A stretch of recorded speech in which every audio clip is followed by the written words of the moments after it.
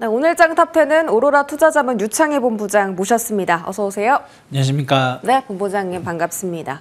좀 지지부진하고 네. 시장에 좀 재미가 없습니다. 반도체 종목도 쉬어가고 있고요. 일부 소보장단만 지금 반등을 해주고 있는 상황인데 반도체 한번 체크해 보시죠. 자, 반도체 안에서 오늘은 외국인이 삼성전자랑 하이닉스를 좀 매도하고 있는데 이제는 상승이 끝난 겁니까? 어제도 매도가 나왔어요. 맞아요. 어제 삼성전자 하이닉스 합쳐서 4천억 네. 넘는. 그러니까 어저께 외국인 8천억 매도가 나온 거에 절반이 삼성전자 하이닉스였다고 생각을 좀 하고 있고 오늘도 좀 매도가 나오면서 시장을 좀 압박하고 있는 것이 결국 이제 엔비디아의 하락이 좀 부담스럽게 작용하고 있는 것이 아닌가 생각을 좀 하고 있습니다. 특히 삼성전자 같은 경우는 지난주 수요일에 어닝 쇼크 실적을 발표했음에도 불구하고 외국인들이 엄청난 매수를 보여주면서 올려놨던 주가가 오히려 반납을 다 하고 또 어저께 같은 경우 매도 물량은 지난주 수요일에 매수 물량을 상회하는 거의 맞먹는 매도가 나오다 보니까 사실 삼성전자는 조금은 좀 부담스러운 위치에 좀 놓여 있다 생각하고 있고, 그러니까 부담스럽다고 해서 막 4만 원까지 떨어진다는 뜻이 아니라 조금 올라가는데 한계를 다시 한번 좀 확인됐다 생각하고 있고요. 하이닉스는 이제 약간의 이제 조정이 나오고 있습니다. 어쨌든 20만 4천 원인가요? 20만 5천까지 갔다가 지금 눌림목이 나오는 거라서 하이닉스 관련해서는 지금 위치에서는 한 번 정도는 조금 단기 매수도 가능하지 않을까. 다만 외국인들 매도가 좀 매수로 반전되는다라는 전제하에 매수가 들어가는 것인데, 만약에 주요 지지선을 이탈하거나 매도가 주 후반까지 좀 이어진다라면 네. 조금은 중립적인 시각을 좀 가질 수도 있다 판단하고 있습니다. 이번 주 후반에 대한 흐름이 좀 중요한 거네요. 그렇죠. 왜냐하면 어찌됐든 지금 지난주 미국 고용지표, 그리고 제일 중요한 건 수요일에 CPI가 있지 않습니까? 네. 물론 오늘 생산자 물가지수 발표하지만 수요일에 CPI에 따라서 또 미국 지수의 변동성이 나올 수 있고, 그러면 또 빅테크 쪽으로 해가지고 또 매도 물량 압박이 나올 수 있기 때문에 그러한 것들이 우리나라 시간으로 치면은 목요일, 금요일에 확인될 수 있기 때문에 조금은 긴장의 끈을 아예 놓을 수는 없지 않나 판단하고 있습니다. 네. 간밤에도 이슈가 있었는데 엔비디아 블랙웰 공급 지연 이슈가 있었습니다. 뭐 구글 관계자가 지연 이슈 전혀 없다라고 했는데도 사실 반도체 투심에 조금 영향을 주고 있는 것 같거든요. 네. 엔비디아 주가 자체도 최근에 좀 지지부진한데 이것이 국내 반도체 투심에도 같이 악영향을 주고 있습니까? 저는 영향을 줄 수밖에 없다 생각을 좀 하고 있어요. 그러니까 사실은 지난주에 그 CES에서 엔비디아가 블랙엘 관련해서 젠슨왕이 어떤 발언을 해주길 좀 기다리고 있었거든요. 왜냐하면 블랙엘이 발열 문제가 해결되지 못했기 때문에 대량 생산이 한 6개월 정도 지연될 수 있다. 그래서 상반기가 아니라 하반기가 돼야지 대량 생산이 가능할 것이라는 얘기가 좀 있었고, 여기에 대해서 젠슨왕이 어떤 말을 하는지가 중요했었는데 이런 얘기를 전혀 하지 않았다는 것이죠. 그리고 나서 이제 간밤에 나온 뉴스를 보면은 이 발열 문제 때문에 올해 공급하는 양이 한 2만 대 정도로 줄어들 수 있다라는 지금 전망이 좀 나오고 있는 거 아니겠습니까? 지금 마이크로소프트는 아예 지금 다른 제품을 좀 받기로 했다는 얘기도 나오고 있고요. 그래서 이런 부분들이 좀 이슈가 된다라면 아무래도 저는 관련된 기업들은 조금은 부담스러울 수밖에 없지 않을까 생각을 좀 하고 있어요. 물론 하이닉스 같은 경우는 뭐 블랙엘이 아니라고 하더라도 그 전 제품에 이미 다 공급을 끝난 상황이라서 실제로 영향을 미치는 건 아니지만, 어쨌든 이 발열 문제가 당장 해소가 안 된다라면 하이닉스도 약간 부담스러울 수밖에 없다. 왜냐하면 16단 지난번에 공개를 했지만 이게 계속 높아질수록, 단수가 높아질수록 발열 문제가 더 심해질 수밖에 없는 거 아니겠습니까? 네. 그러다 보니까 오늘 또 관련돼서 대체할 수 있는 어떤 기술 이런 쪽에도 주목을 받고 있는 부분들이 좀 있기 때문에 저는 좀 발열 문제 관련된 이슈는 반도체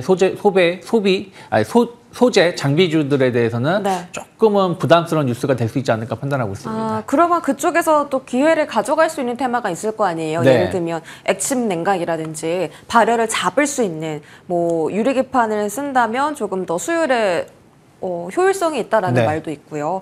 그쪽에 대한 시선은 여전히 좀 나쁩니까? 아니면 그쪽은 괜찮아요? 대체로.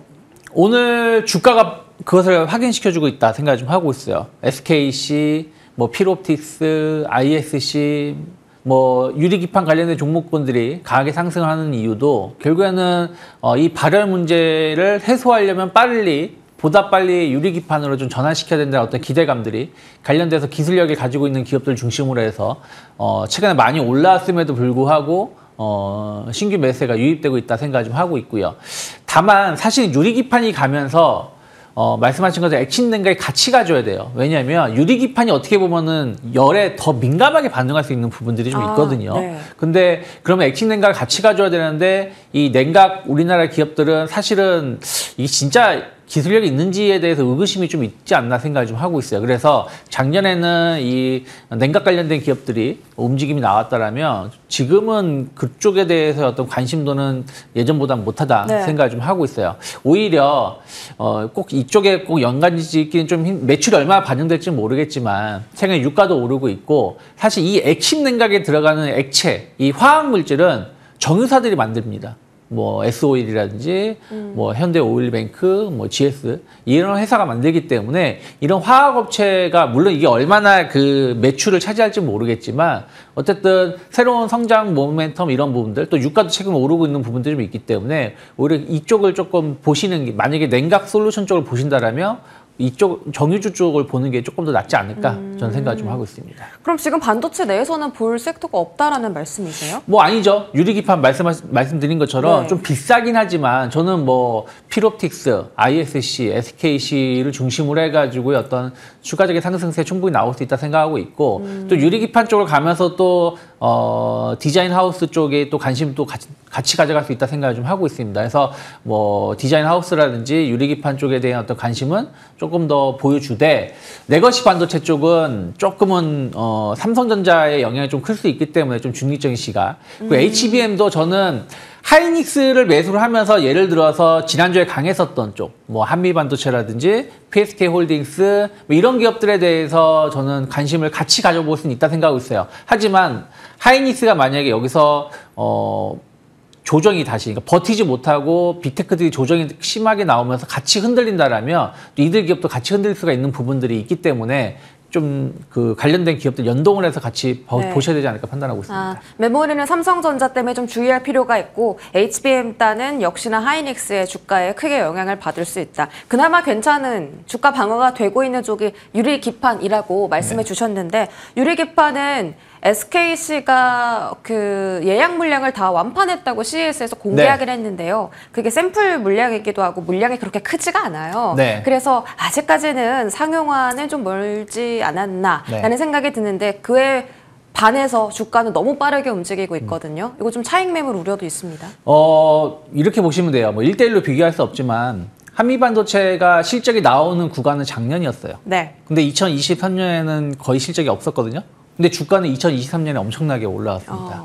HBM이 뭐 SK 하이닉스도 마찬가지죠. 실질적으로 HBM이 본격적으로 매출에 반영되는 건 2024년이지만 주가는 2023년 초부터 상승했다는 것이죠. 왜냐하면 챗GPT, AI 데이터 센터가 많이 지어지게 된다라면 엔비디아의 칩이 엄청나게 공급이 될 것이고 여기에 공급하는 회사가 하이닉스고 그 장비를 공급하는 회사가 이제 한미반도체 혹은 뭐 이스페타시스라고 하면서 올라온 거잖아요. 네. 그럼 전 유리기판도 마찬가지라 생각하고 있어요. 지금은 매출이 거의 없거나 사실은 뭐 전무하다고 말씀드릴 수 있겠지만 결국에 이쪽이 빨리 열린다. 그러니까 사실은 작년만 하더라도 작년 이맘때쯤에 유리기판 관련돼서 주목을 받았었지만 이거 빨라야 2028년 정도나 돼야지 가능하지 않을까라는 예상이 있었는데 이게 지금 계속 한 1년, 2년 빨라지고 앞당겨지고 있는 거잖아요. 네. 그렇다면 거기에 맞춰가지고 실적도 반영될 것이고 주가는 또 먼저 선행할 수 있다 생각 좀 하고 있습니다. 그래서 저는 뭐 지금 엄청나게 막 급등하는데 막 신규로 막 추격 매수하자는 건 아니지만 뭐 최근에 2, 3일 정도 눌림이 나왔을 때 충분히 분할 매수 가능했었던 것처럼 충분히 유리기판이라든지 그리고 디자인 하우스 뭐 이런 부분들에 대해서는 우리가 기회를 찾아볼 수 있지 않을까. 너무 실적만 보게 된다라면 결국 이미 그때는 주가는 좀 너무 많이 올라가 있기 때문에 실적보다는 성장 모멘텀을 볼 필요가 있다고 생각하고 있어요. 예를 들어서 로봇도 마찬가지죠. 네. 로봇도 실적 안 나옴에도 불구하고 올라오고 드론, AI도 관련된 산업이기 때문에 저는 충분히 지금 위치에서 조금 조정이 나온다라면 분할 매수 관점에서 접근해 볼 수 있지 않나 판단하고 있습니다. 이게 차익 욕구가 자극되는 시기에 대해서 좀 말씀드린 거였는데 네. 이미 상용화가 앞당겨지고 있기 때문에 주가도 지금부터 반영되기 시작하는 거다라고 답변을 해주셨고요. HBM도 말씀 주신 것처럼 본다면 이제 HBM은 분명히 실적이 찍히는 쪽이 있을 거거든요. 네. 한미반도체는 작년에 실적이 없는데도 불구하고 잘 갔다. 그러면 올해 실적이 잘 찍히는 종목들은 오히려 더 잘 갈 수도 있지 않을까라는 생각이 듭니다. 그러니까 사실은 이게 주식시장이라는 게 실적에 맞춰서 움직임이 나오는 기업들도 있고요. 예를 들어 조선주 같이 실적이 턴어라운드가 확인되면서 주가 쭉 올라가는 기업이 있고 성장주 같은 경우는 이미 실적이 선 반영되면서 주가가 움직이는 부분들이 좀 있습니다. 그래서 오히려 실적이 딱 나오게 되면 이 실적이 지금 주가가 합리적인지 아닌지를 좀 해석하는 경우가 좀 있어요. 그러다 보니까 한미반도체가 오히려 실적이 좋게 나옴에도 불구하고 주가는 작년 여름부터 계속 하방 경기를 보여줬던 부분들이 좀 있어서 HBM 관련해서는 저는 뭐 일부 트레이딩 관점에서의 접근은 충분히 가능하다 생각을 좀 하고 있지만 실적이 엄청나게 좋을 거니까 지금 선침해를 하자.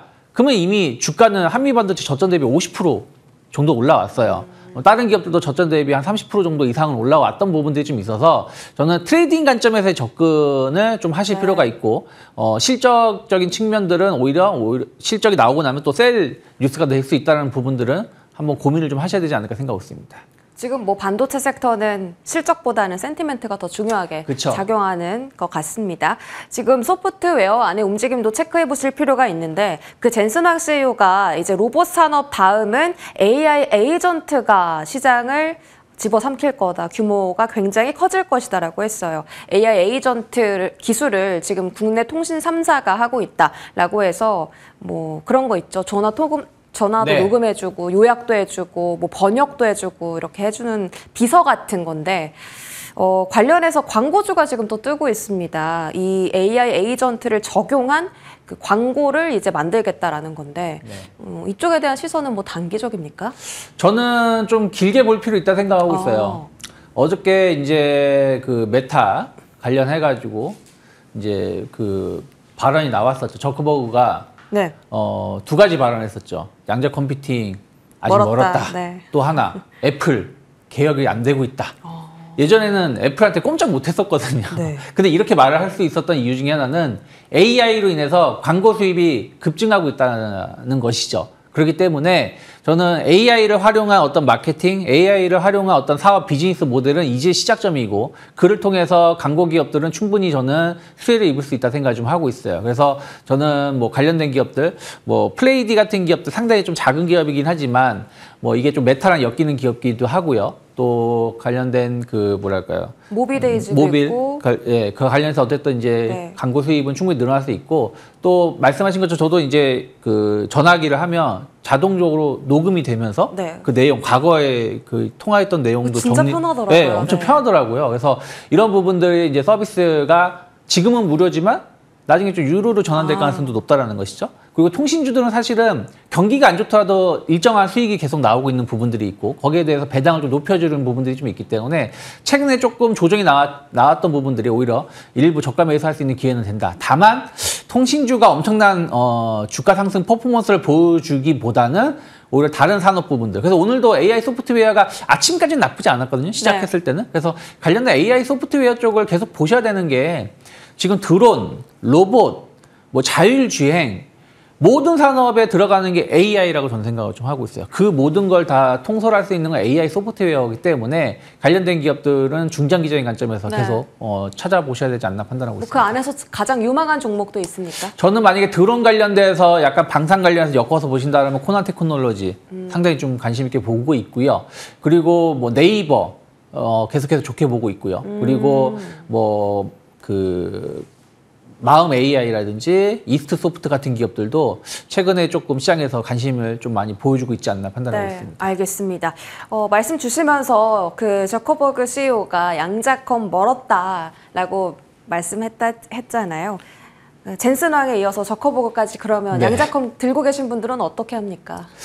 아무래도 지금은 조금은 피해야 될 자리라 생각 좀 하고 있어요. 전 양자 컴퓨팅이 또 다시 테마가 불 거라 생각 좀 하고 있습니다. 다만 테마가 분원되는 시간이 짧게는 한 달, 길게는 한 2달 정도 필요하지 않을까. 2~3달 이상 필요할 수 있다 생각을 좀 하고 있어요. 그래서 주가는 작년 10월이나 11월 정도 수준까지 내려올 가능성이 높다 생각하고 있는데 또 많은 기업들이 그 수준까지 좀 내려와 있기는 해요.